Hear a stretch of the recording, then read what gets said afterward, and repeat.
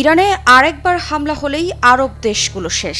আরব দেশগুলোর তেল গ্যাস অবকাঠামো উড়িয়ে দেওয়ার হুঁশিয়ারি ইরানের। তবে কি শুরু হচ্ছে তেল গ্যাস যুদ্ধের কাউন্টডাউন? আর হঠাৎ করে কেনই বা আরব দেশগুলোকে নিশানায় নিয়ে ইরানের এই চরম হুঁশিয়ারি?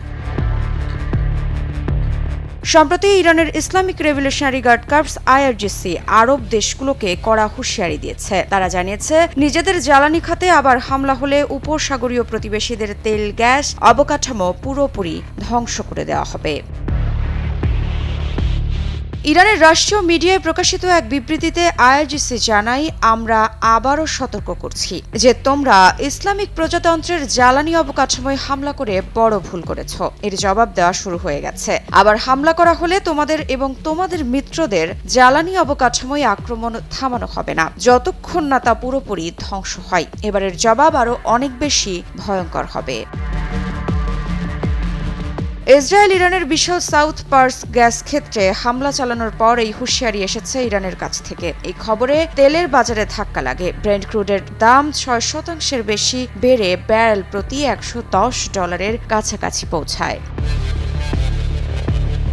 এদিকে আইআরজিসি সৌদি আরবের সামরেফ রিফাইনারি ও জুবায়েল পেট্রোকেমিক্যাল কমপ্লেক্স, সংযুক্ত আরব আমিরাতের আল হুসেইন গ্যাস ক্ষেত্র এবং কাতারের মেসাইদি পেট্রোকেমিক্যাল কমপ্লেক্স ও রাশ লাফান রিফাইনারিকে লক্ষ্যবস্তু করার সতর্কবার্তা জারি করে। কাতারের পররাষ্ট্র মন্ত্রণালয়ের মুখপাত্র মাজিদ আল আনসারি সাউথ পার্সে ইসরায়েলি হামলাকে বিপজ্জনক ও দায়িত্বহীন পদক্ষেপ বলে নিন্দা করেছেন।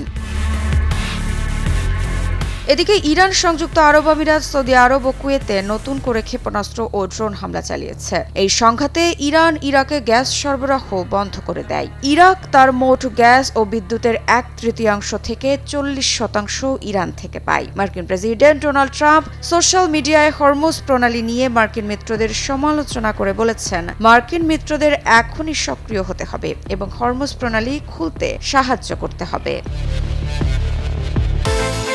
বিকাশ পেমেন্টে 10,000 টাকার বেশি অফার। শপিং চলছে তো।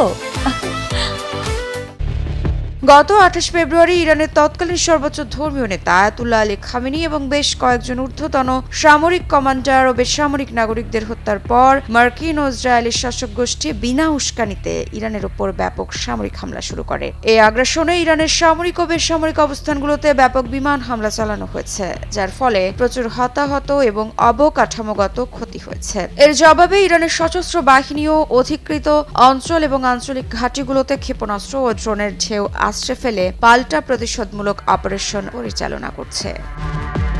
মৃত্তিকা সিনহা বিশ্বাস, নিউজ 24।